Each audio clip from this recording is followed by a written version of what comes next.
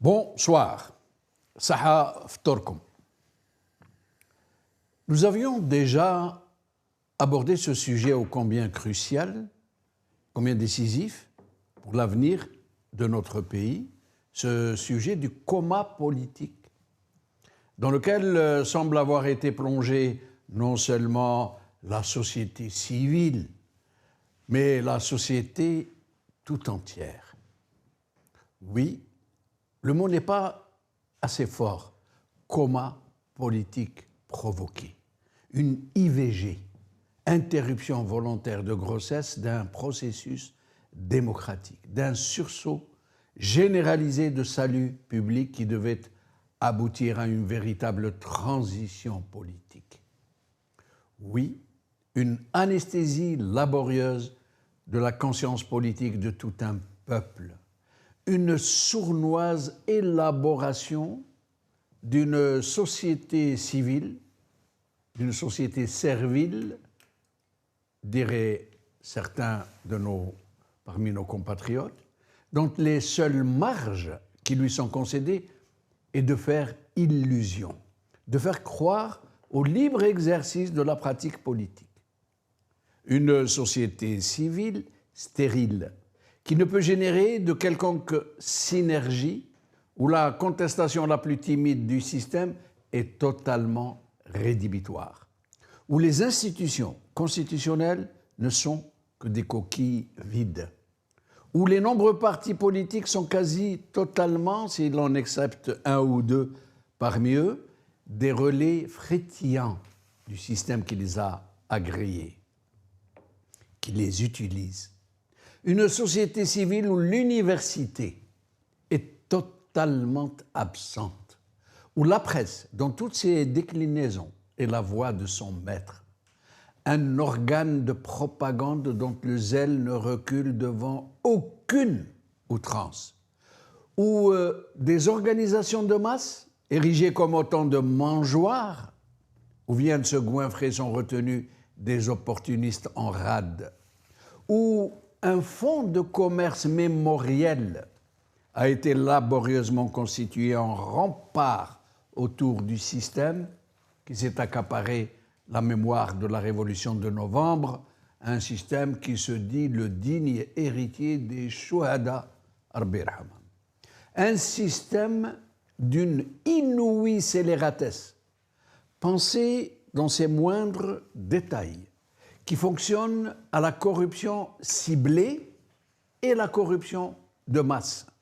Une machinerie structurée en cercles concentriques autour du pouvoir, du plus périphérique jusqu'à celui qui constitue le premier noyau et où l'arrosage et la rente sont savamment dosés. Une organisation tentaculaire qui a pour principale vocation de tromper l'opinion publique, de la galvaniser cela est nécessaire avec des slogans d'une incroyable stupidité, pour dire tout le mépris que ce système a pour ce peuple dont il a volé le droit à la dignité et au choix de son propre destin. Mais cette basse propagande, ce silence des cimetières, cette fraude électorale systémique et systématique, cet usage massif des ressources naturelles pour acheter la paix sociale par le biais d'une distribution qui a provoqué une très malsaine émulation entre les gens, une effroyable concurrence, la qfaza, à qui arrachera plus que l'autre sa part de rente, sa part sur la bête, ce patriotardisme de pacotille pour faire mousser les plus bas instincts, cet usage du terrorisme pédagogique pour faire craindre le pire, ce flicage systémique et tellement d'autres méthodes, toutes plus haïssables les unes que les autres, qui ne sont pas, qui sont loin d'être le seul recours de ce pouvoir pour sidérer et dévoyer la société. Mais à côté de la carotte, il y a aussi le bâton, une répression qui ne se cache même pas. l'instrumentalisation d'une justice totalement inféodée au régime, corrompue ouvertement et qui a envoyé des milliers de contestataires en prison depuis le début du Hirak. C'est tout cela, et pire encore, qui a réussi à instaurer la paix des cimetières dans ce pays enchaîné. C'est cela, et pire encore, qui a plongé tout un peuple dans la sidération. C'est cela, et pire encore, qui incite des millions d'Algériens à ne plus rêver que de se lancer sur les routes amères de l'exil. C'est cela, ce retrait de tout un peuple, derrière ces baraudages, derrière ces désillusions.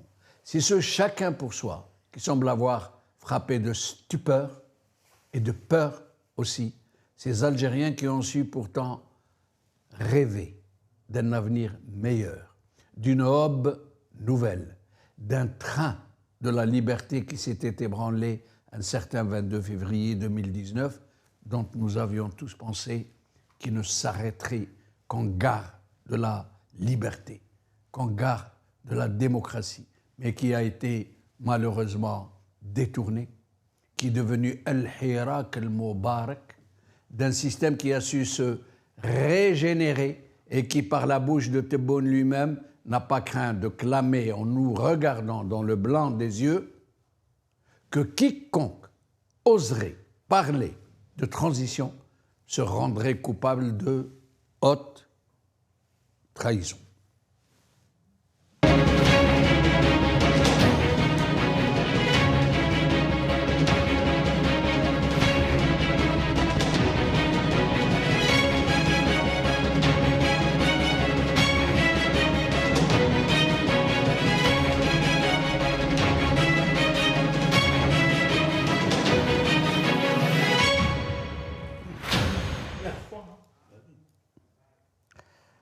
Alors, Algérie, sidération et silence des cimetières, c'est le titre de notre émission d'aujourd'hui.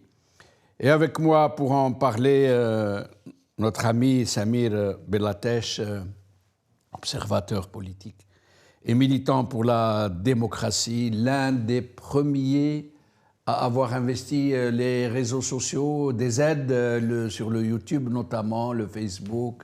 Je me rappelle qu'il m'avait même, à moi et au docteur Sidhom, Salahdin Sidhom, c'est lui qui nous avait fabriqué, j'allais dire, le site Le Quotidien d'Algérie et vous bien étiez d'autres. mes premiers interlocuteurs.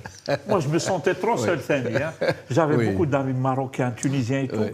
mais il n'y avait pas beaucoup d'Algériens. Vous étiez les premiers, même tu étais déjà là. Hein.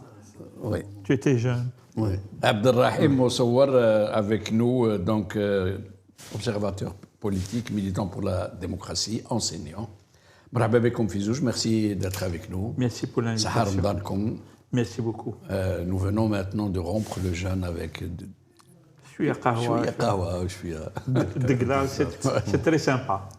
Alors, Samir, tout à l'heure, on était, avant l'émission, on en parlait de ces sujets et vous m'aviez dit que vous n'étiez pas tout à fait d'accord avec moi sur Tarhada, vous êtes comme beaucoup de militants purs et durs qui refusent de considérer que le peuple algérien ait pu se laisser démobiliser, que c'est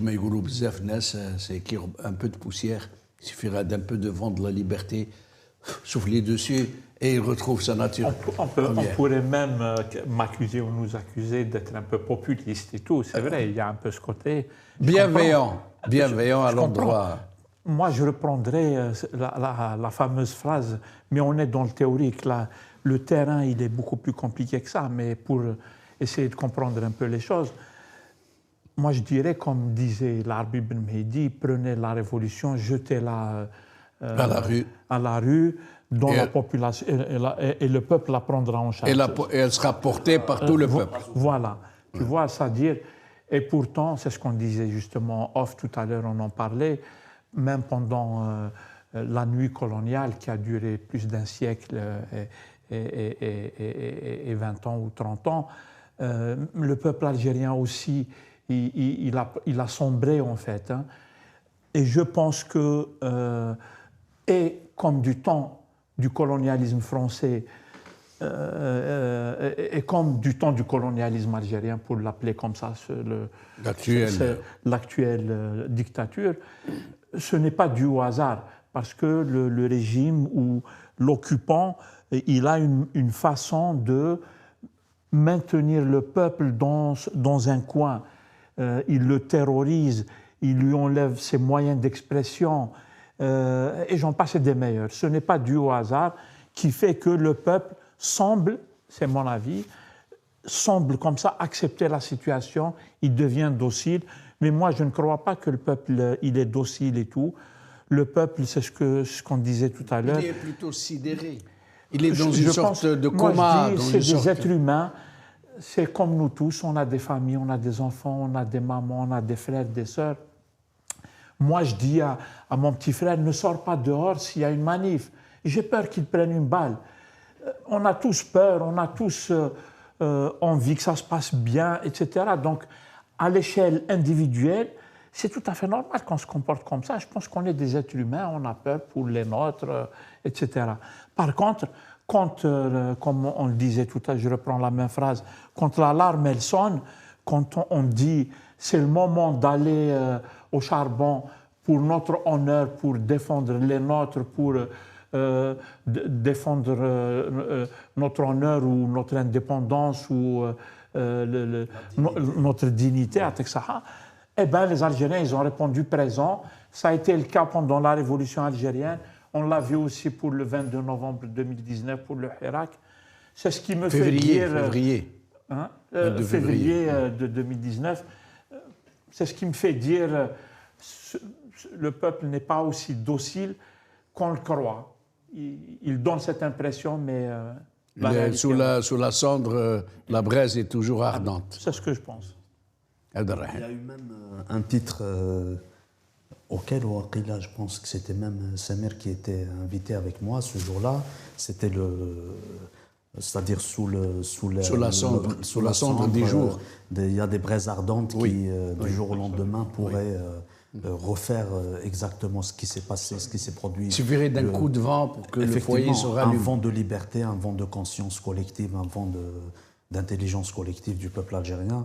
Je m'inscris totalement dans ce registre. C'est-à-dire, ceci dit, effectivement, on a un système en Algérie qui a toujours misé sur la paupérisation de la société, appauvrir le citoyen, l'appauvrir sur tous les plans, mettre une chape de plomb sur la société, basée sur la peur, sur l'appauvrissement, sur les misères, les marasmes sociaux, économiques. Aujourd'hui, c'est vrai que quand on analyse ce qu'il se passe politiquement en Algérie, on ne peut pas se passer des marasmes sociaux, des difficultés économiques. On est en plein ramadan, il suffit de poser la question, de demander à nos compatriotes le prix des produits alimentaires les plus, c'est-à-dire basiques, les plus élémentaires, ceux que l'on peut utiliser quotidiennement. C'est vrai qu'on ne va pas, c'est-à-dire on va pas se baser uniquement sur ce registre, mais ça renseigne surtout pour des familles nombreuses, des pères de famille, des jeunes femmes ou des jeunes hommes qui sont responsables, c'est-à-dire qui sont appelés eux-mêmes à nourrir leurs familles petites et grandes. Donc il y a ce côté, mais c'est une stratégie qui a été bien planifiée, bien tracée par le système qui nous gouverne. Tu parlais tout à l'heure de la longue nuit coloniale que le peuple algérien a traversée. La colonisation, c'est vrai, c'était une colonisation de peuplement, c'est-à-dire effacer une culture, effacer un peuple dans sa personnalité et lui attribuer une personnalité autre que la sienne. Mais il y avait aussi les marasmes économiques. À un moment donné, les citoyens algériens, comme le disait bien Hossein Ahmed, lui qui avait vécu dans le maquis, qui est issu d'une famille montagnarde, il expliquait, avec d'autres sociologues aussi, il montrait que la machine, c'est-à-dire la machine économique, coloniale a broyé le système au niveau des villages, au niveau des échanges, du côté c'est ce qui a fait commerce traditionnel. Effectivement, c'est ce qui a fait qu'à un moment donné, le peuple n'avait d'autre recours qu'à prendre les choses en main. N'oublions pas non plus que un élément qui est indiscutable pour le peuple algérien, avec lequel il ne pas badiner, si on peut dire, ça s'appelle Algérie. Alors, maintenant qu'aujourd'hui, avec l'observation de ce qu'il se passe dans le monde, à nos frontières, dans le sud, à l'est même, aux frontières avec le Maroc, etc., cette normalisation de relations avec Israël, le peuple algérien, il voit les choses de manière objective, de manière responsable. Il prend sur soi, il regarde, il observe, mais au moment opportun, personne ne viendra Vous pensez qu'il y a secouer cette intelligence collective, cette conscience politique latente qui est là, endormie, mais qui est toujours là, palpitante. Vous pensez vraiment que ce régime n'a pas réussi à nous détruire de l'intérieur? Personnellement, je pense qu'elle n'est pas endormie. Elle est à l'œuvre aujourd'hui, cette intelligence collective.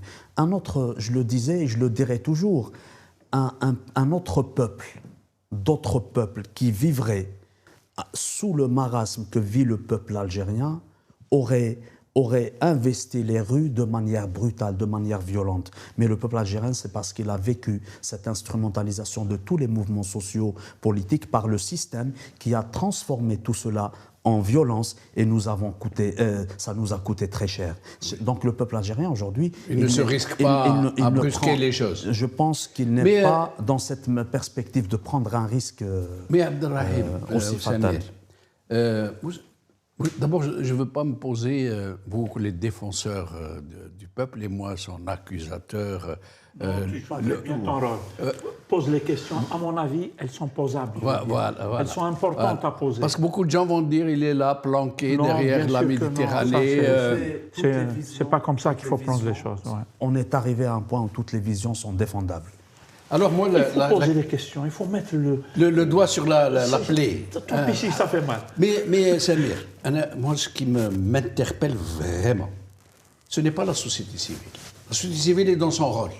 Les partis politiques, la presse, l'absence de l'université, les organisations de masse, le GTA, le Chouhada, le Moujahidine, l'UNFA, le Croissant Rouge, toutes ces organisations de masse fabriquées par le régime pour le régime. Vous savez qu'il y a des dizaines de milliers d'associations, de quartiers, de choses, et qui sont toutes, d'une certaine manière, missionnées pour être sur le terrain.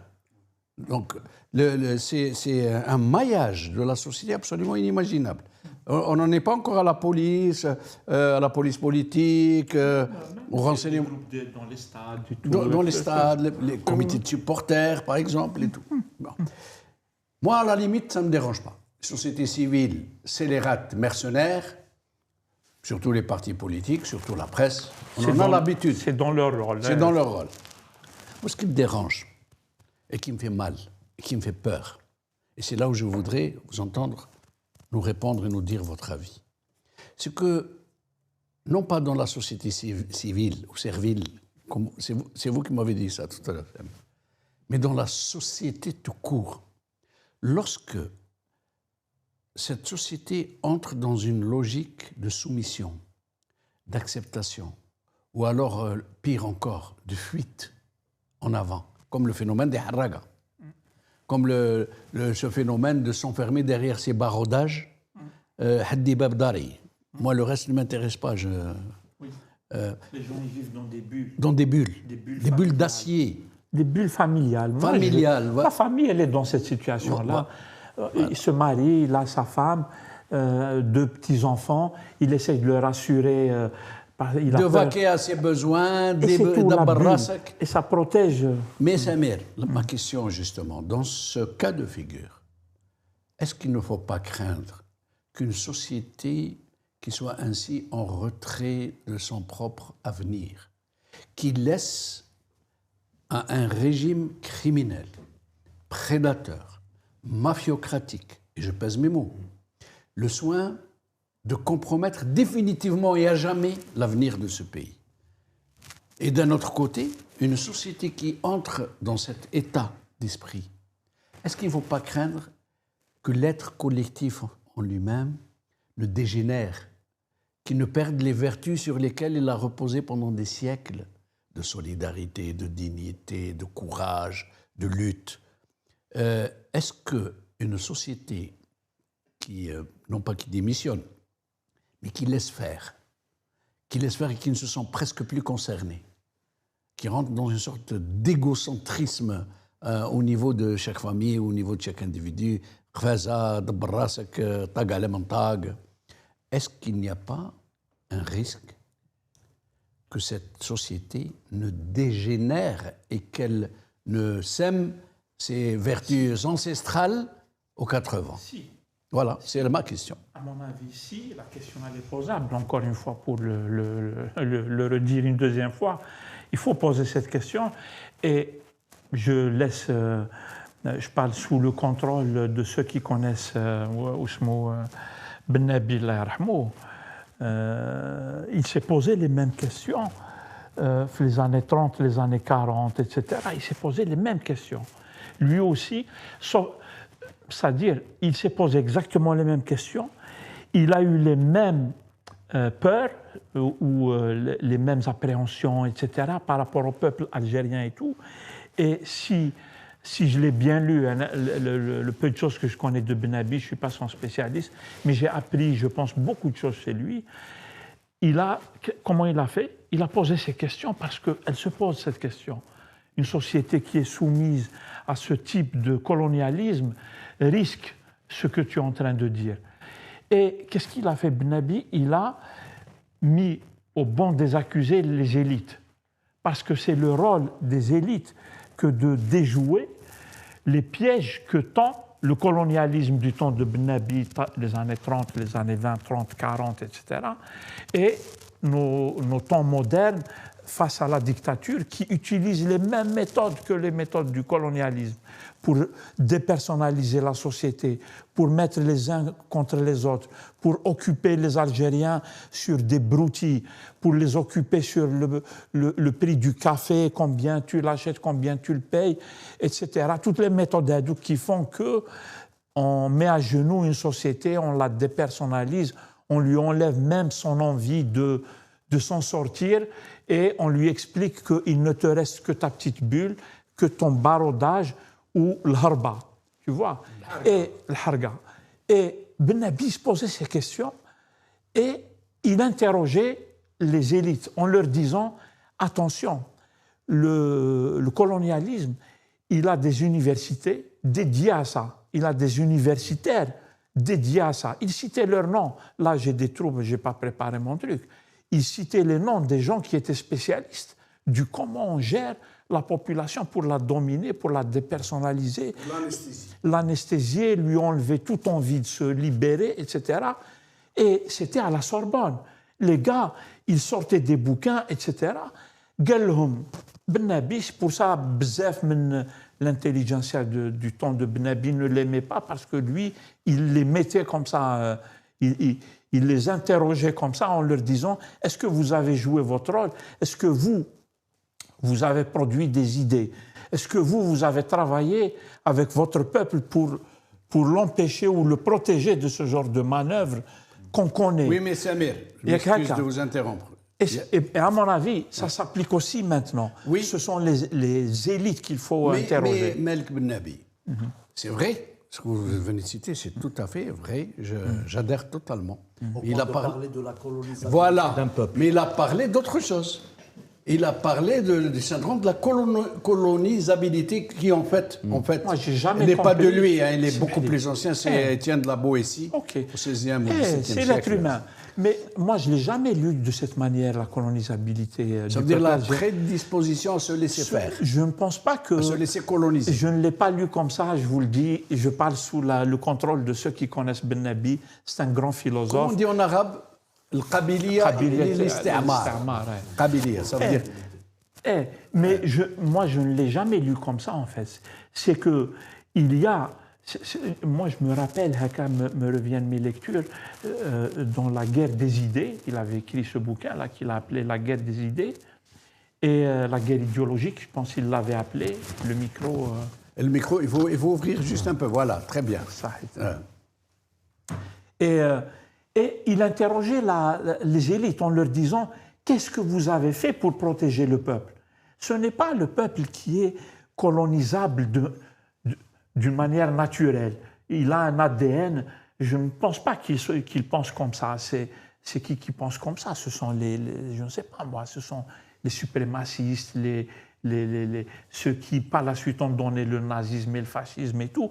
La colonisabilité, à mon sens, c'était une sorte de reproche, comme tu le disais, à une certaine classe qui s'appelle élite, voilà, qui devrait éclairer, qui devrait faire le travail nécessaire.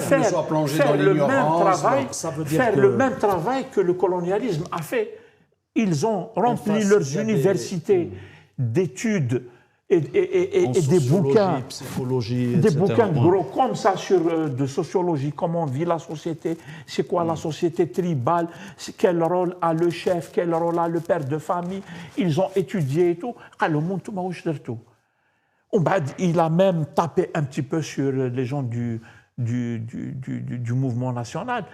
Avec certains, il ne s'entendait pas et tout, parce qu'il avait vu, du point de vue scientifique, comme il essayait d'être rigoureux dans ses analyses et tout, il avait vu qu'il y avait des erreurs dans la façon de gérer la population algérienne.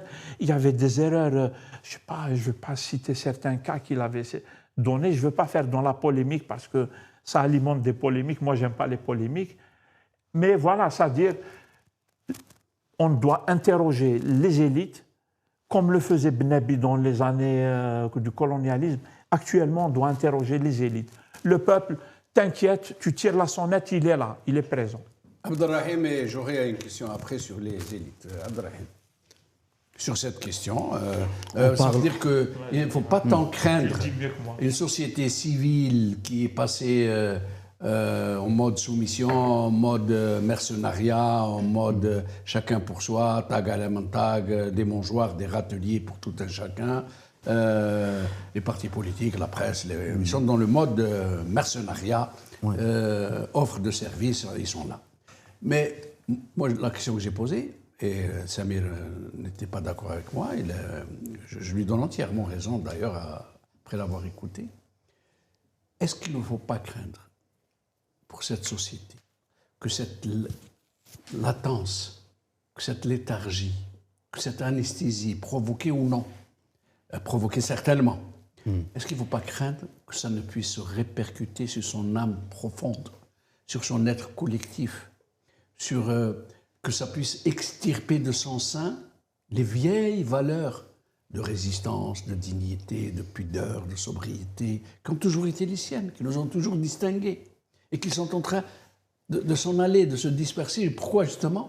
Parce que nous sommes là en train de subir les coups de boutoir d'un régime malfaisant, mafiocrate, toxique, sans réagir. Est-ce que cela ne pourrait pas être encore plus dangereux et plus pénalisant et plus toxique que le régime lui-même? À long terme, à moyen terme? C'est une question, c'est-à-dire de prime abord, la réponse c'est oui dans une société qui oublie, qui perd ses repères. Ça c'est une certitude. Une société qui perd les repères historiques, idéologiques même, les repères sociaux, les ponts, c'est-à-dire construits entre les parties de cette société, si elle perd toutes ses valeurs, bien sûr qu'elle est vouée à l'échec, à la perte de son âme aussi. Mais la question qui se pose, est-ce que cela s'applique sur la société algérienne, sur le peuple algérien précisément? Tu as dit tout à l'heure, Samir, il suffit de tirer la sonnette d'alarme, le peuple il est là. Moi, je vais aller un peu plus loin. Parfois, avec sa conscience collective, avec son intelligence collective, sa vision responsable des choses, le peuple, c'est lui qui tire la sonnette d'alarme. En 2019-2020, jusqu'à aujourd'hui, on assiste à...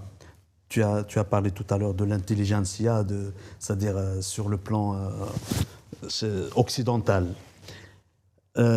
Cette élite, cette classe qui se dit dominante sur le plan intellectuel, sur le plan économique, même sur le plan politique, jusqu'à aujourd'hui, avec ce qui s'est passé depuis 2019, c'est-à-dire au sein du peuple algérien, c'est celle qui a peur de se prononcer sur n'importe quel sujet Le qui peuple touche. est devant elle, elle est derrière. Effectivement, parce que Avant nous est parti. le peuple, il est à 80 000 lieues de cette élite qui se posait comme garante du message politique. Et qui, du rappelons-le, discours. contre Hirak s'est déclaré qu'ils sont tous venus en courant à la Grande Poste. Justement, Oui, ils ont vu la vague. Ils ont vu la vague, ils ont dit, il faut il y a surfer. quelque chose qui me tient à cœur, cher Jameldine. La jeunesse de la kératine. En Algérie, la jeunesse de la kératine. OK. Nous sommes en 2026, nous sommes au 21e siècle. On a des jeunes Algériens, Algériennes et Algériens, qui veulent vivre le moment, qui veulent vivre un siècle comme toutes les autres jeunesses du monde.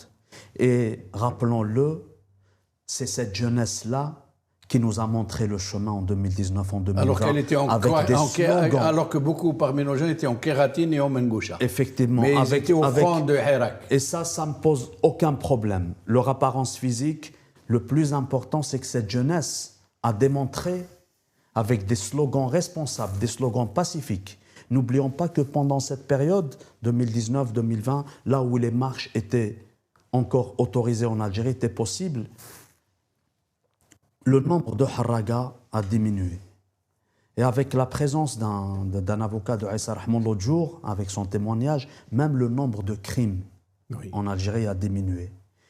La réponse maintenant à ta question, c'est que ce peuple n'a pas perdu ses repères. Au contraire, il a montré à cette élite politique, économique, culturelle même, c'est-à-dire ceux qui se posent comme les dignitaires de la culture en Algérie, il leur a rappelé une chose, c'est que ce peuple n'est pas mort. Tout ce que, c'est-à-dire la systémisation, si je peux me permettre de le dire, ou faire partie du système, faire partie de la structure administrative, la structure systémique qui a été imposée par le pouvoir en Algérie depuis 1962, sur le plan syndical, sur le plan associatif, sur le plan politique, nous fait croire qu'aujourd'hui, si le peuple se prononce d'une manière différente de la leur, on le prend pour populiste. Le populisme, le peuple algérien en 2019, il a redéfini la notion de la révolution. On peut mener une révolution, on peut ramener un changement sans qu'il n'y ait effusion de sang, sans qu'il n'y ait de violence. Le populisme a changé de définition. Si pendant de longues années, on a traité ceux qui parlent de manière émotive, de manière sentimentale avec le peuple, on le traite de populiste, le peuple algérien a démontré le contraire en 2019. Ces jeunes Algériennes, ces jeunes Algériens, des étudiants, des lycéens, ont élaboré une vingtaine de projets qui pourraient être des prémices, qui pourraient être un départ pour une nouvelle constitution. En écoutant Mohamed Tajadif, lui qui a vécu le Ramadan 2020, 2021, 2022, 2024, 2025 et 2026 en prison, à chaque fois qu'il sort de prison, il n'a jamais perdu la boussole. Parfois, en tant que militant politique, on a besoin d'écouter des jeunes comme Brahim Lalami, comme Mohamed Tajadif, pour retrouver notre boussole. On cherche le nord à travers les déclarations de Mohamed Tajadif. Alors, cette jeunesse qui s'exprime à travers un personnage comme Mohamed Tajadif, c'est elle que l'on peut considérer comme la véritable élite qui peut nous parler avec les sentiments, avec les émotions. Mais ça vient du cœur et ça va au cœur. Alors, avant de revenir sur cet autre volet dont vous venez de parler, vous l'avez tellement bien dit, ces dignitaires de la culture, ces dignitaires de la politique, ces gourous de l'opposition, une opposition qui ne s'oppose à personne d'autre que les petites boustifailles qu'ils se disputent entre eux. Pardon. Alors, avant d'y arriver, j'aimerais vous faire écouter Tajadif, que vous venez de citer. S'il vous plaît, Tajadif. بلاد هذه ما فيهاش يصونتيمو هذا هما مول العسكر يحط عقله في راسو يشد في بلاصتو هذا سياسه تبون ولا الوزراء يديروهم لمحهم سياسه شعب سياسي كي غير السلميه الحضاريه وطيحنا كما قلنا نص العصابه بالك ربع بالك ما طيحنا والو معناه حاب يقول درنا تغيير ماشي الشعب دار تغيير حاب يقول ربحنا السياسه ادخلوا كاسين وخلونا سياسيين معاهم. Déjà dit le poète du Irak, mais nous allons. D'abord, nous allons écouter les étudiants. Sandbalt One, please. Donc, les étudiants d'abord. Et puis, nous allons voir quelque chose de très émouvant après celle-ci. تغيير نظام تغيير جذري ماناش حابين تغيير عناصر انا حابين يكون تغيير وانا حابين نعيشوا لا جوناسيس وماش حابين يكونوا ما يحرقوش لا توما النهار لا غير تتنحاو خرجنا اليوم باش نحوا العصابه يتنحاو كاع خرجنا pour dire non لهذا le système parce que on en a marre d'être un peuple méprisé, on en a marre de subir ce mépris là de la part de الحكام هذوما et on voudrait aujourd'hui qu'on nous écoute et qu'on prenne en considération tout ça parce que voilà ça commence à bien faire. On est sorti revendiquer nos droits et ce qui nous revient on peut le récupérer. Alors, pour dire que lorsque nous parlons de l'absence totale de l'université, en fait, nous parlons surtout des universitaires, c'est-à-dire les enseignants, les professeurs, les élites enseignantes. Il vient de dire une phrase que j'adore. الناس هذو, ils ont le complexe du peuple.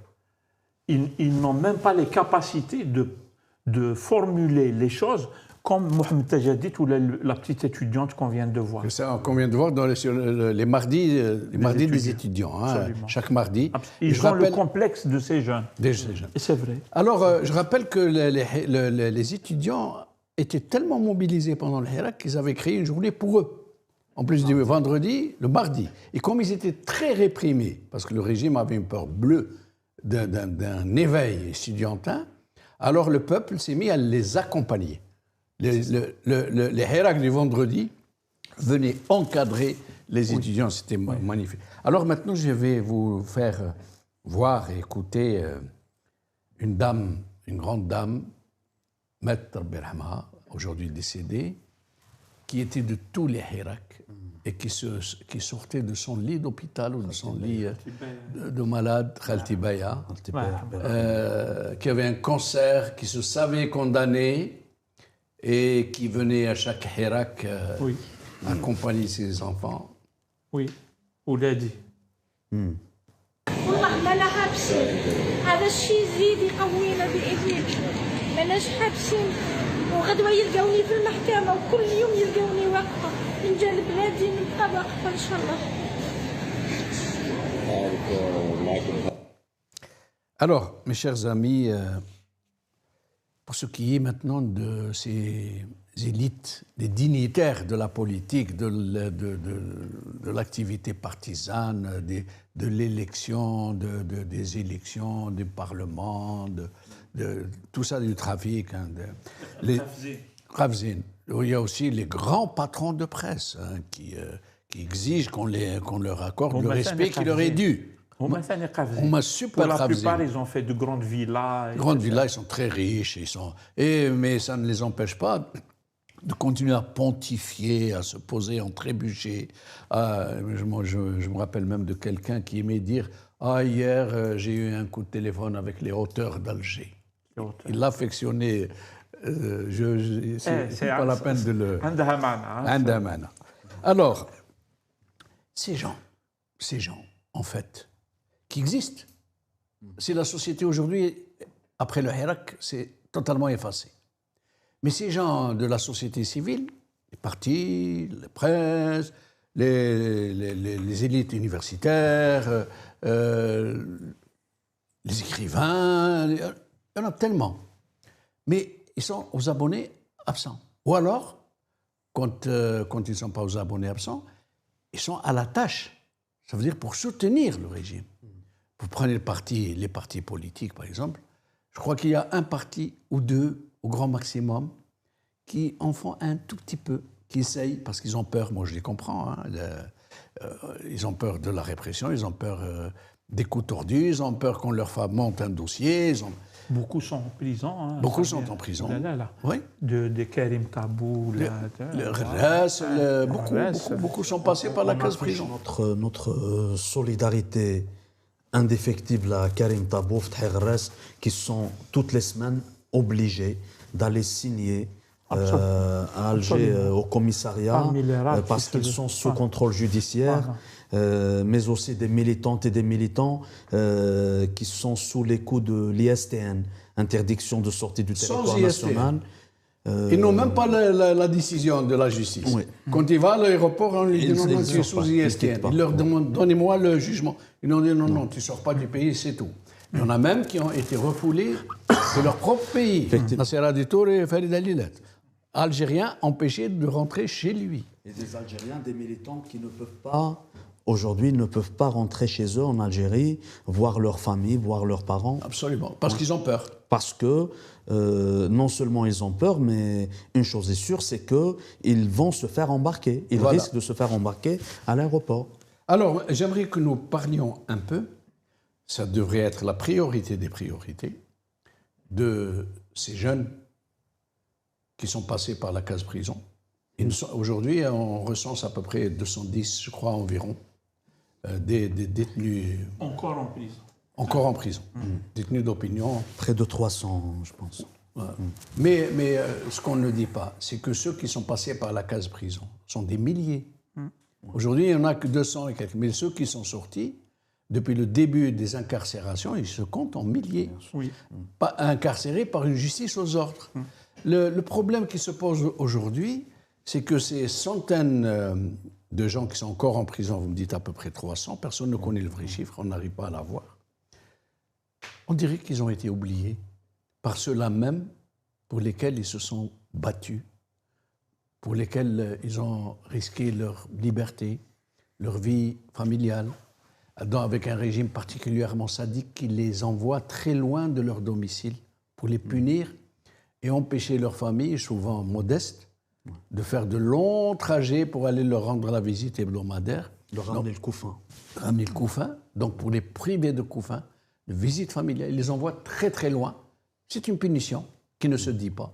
Mais pourquoi n'y a-t-il, n'oublions pas les prisonniers du Fils, qui croupissent en prison, ce n'est pas parce que je ne suis pas islamiste ou parce que je suis contre l'islamisme que je ne dois pas compatir à des gens qui ont été incarcérés de façon injuste. Certains sont morts dans des conditions lamentables. Lamentables. Et d'autres sont en train de mourir. Ali Belhaj qui continue de subir un harcèlement inimaginable. Mais si jamais vous risquez à le défendre, on va vous traiter d'islamiste, de terroriste, ou pire encore, de crypto-islamiste. Ça veut dire que vous avez infiltré les mouvements démocratiques. Qu'est-ce que vous pourriez nous dire sur ces détenus, ces compatriotes qui sont détenus dans les prisons du régime et que plus personne n'évoque? Plus personne n'évoque à part dans des cercles comme celui-ci, ou peut-être des cercles fermés, ou peut-être à la place de la République. Vas-y, je te laisse. Je pense qu'il faudra, moi je dirais, c'est pas moi qui tiens la ligne éditoriale de ton émission, Djamal. Non, il faut... Je rigole. C'est une façon liberté un peu totale. Oui, non, je veux dire, si c'était moi qui tenais la ligne éditoriale de l'émission TAC, mais je parlerai de ça systématiquement à chaque fois. C'est pas pour dire blé, hein. Mais c'est pour dire blé, on ne doit jamais les oublier. C'est des gens, ils se sont sacrifiés pour nous. Les petits jeunes qu'on voit là, certains on les connaît, d'autres on les connaît beaucoup moins. Ils sont d'une conscience politique extraordinaire. Ils savent très très bien le danger qu'ils ont pris, le sacrifice qu'ils ont consenti. Ils le mesurent, ils le vivent et tout, et ils l'ont accepté. Ça te fait penser le Moudjahidine Asna Thora. Quand ils avaient fait ce qu'ils ont fait, ils l'ont fait en toute conscience, en fait. Ils savaient qu'ils allaient mourir. Ils savaient qu'ils vont être torturés, comme disait, je ne sais plus, il me semble que c'est l'Arab Ibn Mehdi, quand je serai torturé, je veux vérifier jusqu'où ira résistance, la résistance de ce pauvre corps à la souffrance. C'est-à-dire que s'il il sait qu'il va souffrir énormément et il y va. C'est exactement ce que font ces jeunes. Ils savent qu'ils le payent très très cher et ils y sont allés. Ou il y retourne tout de suite parce que si on essaye de le casser, eh ben il sort, il n'est pas du tout cassé. Il sort et il continue à dire ce qu'il doit dire. Il n'a pas peur, il continue à mobiliser ses copains et tout et tout. Donc, on ne doit pas les oublier. Il faut continuer à faire le nécessaire à l'intérieur, mais on a vu à l'intérieur, on n'a pas de justice. C'est l'arbitraire total, حقرة méchante, حقرة تاع الدولة تاع النظام تاع القزول وحقرة تاع les élites اللي يحقروهم يحقروا في الشباب هذو les méprisent. Il faut voir comment ils ont traité Tajadid ou la Brahim Al-Alami ou les autres d'une manière mais inhumaine et méprisable, franchement. Donc, il faut les défendre, ces gens, il faut les défendre à l'international et il faut en faire une priorité dans tout ce qui concerne le Hirak. C'est-à-dire, nous, on est en train d'essayer de libérer notre pays et tout. Eh bien, un des premiers gestes qu'il faut faire, c'est de libérer ces jeunes-là. La solidarité avec ces... Mais je veux juste vous signaler que pour ce qui est de cette chaîne télévision, mais le Maghrébia aussi, le sujet des détenus n'est jamais oublié. Jamais. Tous les jours. La preuve, tu l'as dit. Voilà. Alors, avant de donner la parole à Abdelrahim, j'aimerais d'abord, on vient de m'afficher comment dirais-je, une citation de Martin Luther King qui disait « Une société qui produit de jour en jour des hommes stupides achète à crédit sa propre mort spirituelle. » C'est très bien dit. C'est un bon rappel. Oui. Je voudrais dire aussi que la famille de Mohamed Ben Yamina, c'est un détenu des années 90. Il a 80 ans. Il est mourant. Sa famille n'arrête pas d'écrire et d'interpeller Tebboune pour qu'il lui permette de mourir chez lui. À titre humanitaire. À titre humanitaire. Pour qu'il lui permette, non pas qu'il lui rende sa liberté, pour qu'il lui permette de mourir dans son lit entouré de sa famille. Vous voyez un peu les tragédies jusqu'où... Abdelrahim. Moi, je pense que globalement, les personnes, peut-être majoritairement, les invités de Maghrébia, les invités de North Africa, sont principalement issus de ces mouvements algériens qui luttent pour la démocratie, pour un changement pacifique. Parler de Brahim Al-Alami, Mohamed Tajadid, Abla Gmari, Mira Mouknaj, parler de tous ces détenus, parler de toutes ces femmes, de tous ces hommes, constitue pour nous une manière de montrer non seulement notre solidarité, mais cette obligation de poursuivre ce chemin. On parlait tout à l'heure de cette élite qui a un complexe envers le peuple, qui fait tout son possible pour c'est-à-dire ramener la parole du peuple, la pensée collective populaire aux étages les plus bas, qui a peur que son institutionnalisation imposée par ce système ne tombe dans les abîmes. Parce qu'il y a un peuple qui s'est réveillé comme une seule femme, comme un seul homme, qui a rappelé ces combats millénaires. Ce combat millénaire du peuple algérien s'appelle liberté, la libération. Comme on s'est libéré des anciennes colonisations, des anciennes occupations, le peuple s'est libéré contre la colonisation, il va se libérer contre ce système néocolonial en Algérie. Donc c'est ce que Mohamed Tajadid et ceux qui sont en prison aujourd'hui nous transmettent comme message. Nous sommes les porte-voix, pas les porte-paroles des porte-voix, on dit ce qu'on peut, on est à l'étranger, nous avons la possibilité dans des chaînes de télé de parler, on en parle et on en parlera. Alors nous sommes arrivés à la fin de l'émission. Si vous deviez nous dire votre mot de la fin en une phrase, l'un et l'autre. Samir. Moi, je vous encourage à continuer, Jamaldine. C'est même pas la peine de te le dire, te connaissant depuis le temps, mais j'encourage les gens à continuer quand même le combat. Je suis content quand j'écoute Abdrahim. Il fait partie des jeunes qui ne lâchent pas et qui continuent à militer, etc. Parce que c'est du long cours et tout ça. Et franchement, moi, j'encourage les gens. Nous essaierons d'être là à chaque fois que nécessaire. Merci. Abdrahim. C'est un combat partagé que j'ai toujours, bien sûr, le plaisir de partager avec mes compatriotes, Samir et bien d'autres, et d'être là, bien sûr, sur la chaîne Maghribia, North Africa TV. À chaque fois que l'occasion se présente, la boussole, elle est là, c'est le peuple, c'est la libération, c'est la liberté, c'est surtout la dignité de la personne humaine, pour laquelle des millions d'Algériens se sont battus dans le passé. Aujourd'hui, ils ne peuvent pas laisser tomber le caractère pacifique face à un système qui veut à chaque fois revivifier la violence. Merci à vous deux, merci à vous chers amis d'avoir suivi cette émission. J'aimerais envoyer un message fraternel de reconnaissance, de gratitude à ces centaines de jeunes et de moins jeunes qui sont dans les geôles de ce régime prédateur, mafiocrate, je ne le dirai jamais assez.